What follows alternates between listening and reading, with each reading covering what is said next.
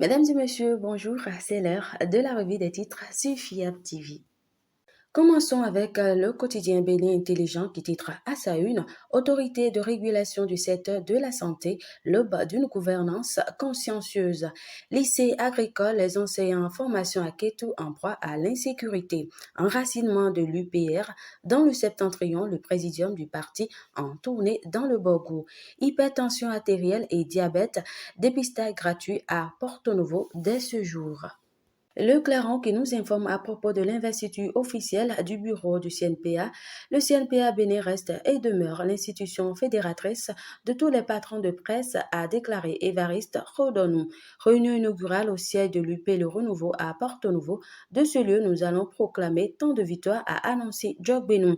Glogic Bay Industrial Zone, des t-shirts et chemises 100% Bénin bientôt sur le marché. Le quotidien du service public, La Nation qui nous apprend au sujet de l'administration dans l'ordre national du Bénin, critères et avantages. Électricité moins chère dans la G10. La stratégie envisagée, les détails à lire à la page 3 de ce quotidien. Financement des achats des contraceptifs en Afrique de l'Ouest, des acteurs en conclave à Cotonou. Nord-Sud quotidien qui titre en bandeau Partenariat pour le développement des médias, le CNPA Bénin veut intensifier les efforts. Changement climatique, l'Afrique perd 15% de son PIB par habitant. Indice de développement humain, le Bénin recule. UP, le renouveau de ministres disparaissent du bureau politique.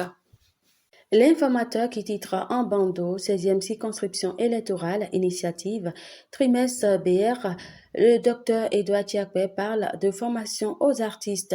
Polémique autour de l'installation du conseil de supervision de la commune d'Abomey-Calavi, la réaction du préfet Kodja, élaboration du budget de l'Assemblée nationale, les députés en session extraordinaire ce jour. Le matinal qui titre à sa une démission tous azimuts au sein des partis les convictions politiques à rude épreuve. Autorité de régulation du secteur de la santé, la panacée pour améliorer la qualité des soins.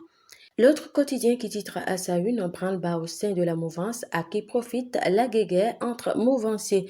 Poursuite de la réforme de la décentralisation, le conseil de supervision de la municipalité de Cotonou installé.